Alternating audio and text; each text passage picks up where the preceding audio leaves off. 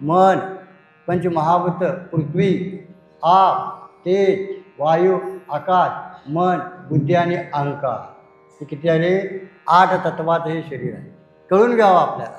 हे कळल्याशिवाय पुढे जाता येत नाही. शरीर म्हणजे काय?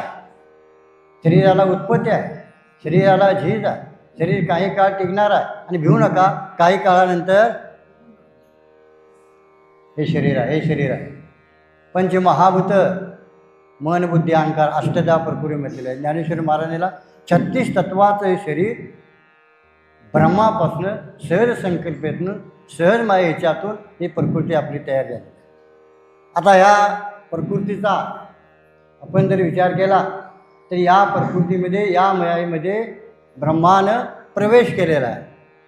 आणि प्रवेश केला म्हणून ही जी जड असणारी सगळी भूतं ही चेतन रूपानं आमच्या प्रकृतीमध्ये काय करतात? कार्य करतात.